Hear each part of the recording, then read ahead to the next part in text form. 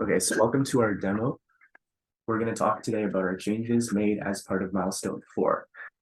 We decided as a group that we would implement the subscription service. So we have basically a subscription and unsubscription API for the client. And in terms of the distributed footprint for this milestone, we implemented functionality for a client to subscribe to multiple potential keys distributed amongst different servers. And also, in a similar vein, we allow for multiple clients to subscribe to one key. So we'll demonstrate that later. But first, I'll let Adam start us off with the flow of the client subscription. Okay, so for our milestone 4, we're building on milestone 2, so there's no replication involved. We're choosing to implement this feature because of the many real-life benefits for end users. Potential applications for this include tracking stock prices, weather information, or any other critical data that receives frequent updates.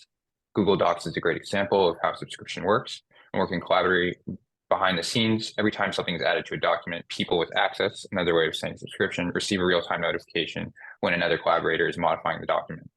So now I'll go into the subscription flow. When a client puts a subscription notification in, it first sends a key value with a subscribe status to the server. On the server side, it's going to remember the client address and socket connection along with the key that it's subscribing to. The unsubscribe flow is very similar. The only difference is on the server side, it's just going to remove the client address and socket connection from its memory. I'll pass on to Yushin to talk about our notification flow.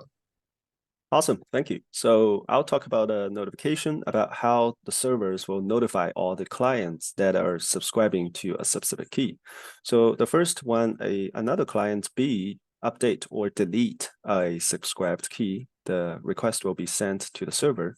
The server will first check if key is subscribed by any clients, and after it gets a list of all the subscribing clients, it will connect and notify all the clients by sending a subscription update message to all the clients that are subscribed to the key. And just an extra note, there were multiple clients can be subscribed to one key, so that is possible. Now I'm going to pass on to Ian to give us a brief demo. Okay, thanks, Ishin. So I'll start off by starting the ECS client and adding server. So we see this server 64, so localhost 64447 was added. So I'll go ahead and connect to that server.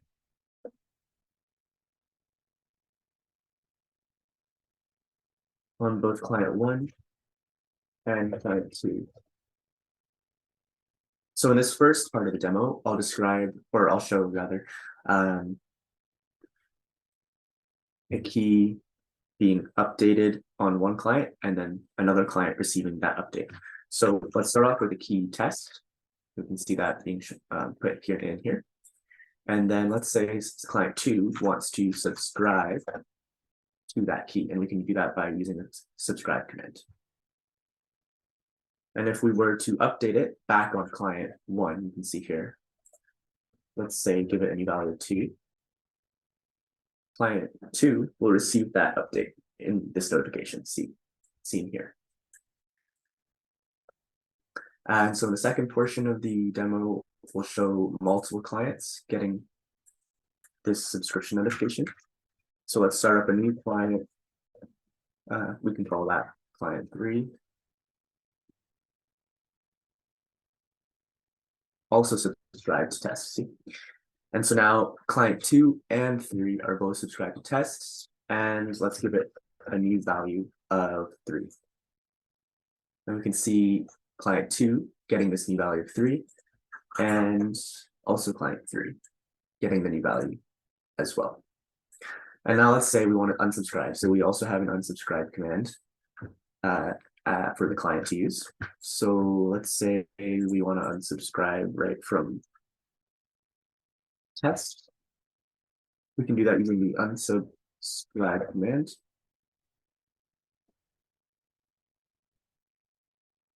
Okay.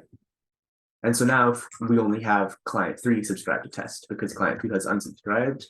And let's give it a new value of this value. So we can see client 2 did not receive the notification because it has unsubscribed, but client 3 should have still, and it does here. It has received the notification as well. So yeah, that is a demonstration of the notification system service that we implemented as part of Milestone 4. So I'll hand it back over to Yixin to go over the unit tests. Awesome. Thanks, Ian. I'm going to briefly walk through our performance test and just show that we've used the Aaron email dataset. So in here, you can see we have 3 steps in our setup functions that runs once every time we runs the performance test.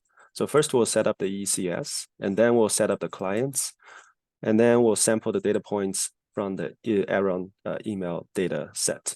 And then for the clients, connections, and Aaron email data samples, we'll store them into 2 array list, which will randomly sample on the run when we're performing our performance test to ensure the randomness. And then the test is going to take a little bit of time to run, so I will just show you the output directly. We're hiding some of the output, but you can see in here, we're using different email as our values. And then the rest characters are omitted in here, but you can see that we're measuring our performance using the KB per second, and we're measuring our latency using milliseconds in here. And this is our performance test. I'm going to hand it back to Ian to wrap it off. Thanks, Yixin. Yeah, so that concludes our demo for Milestone 4. As our team has shown, as we've described, we were able to implement a subscription service and incorporate it into our distributed KB store. In terms of the distributed footprint, like I said, it allows multiple clients to subscribe to any potential number of keys that are distributed across different servers. And yes, that is all for this demo. Thank you.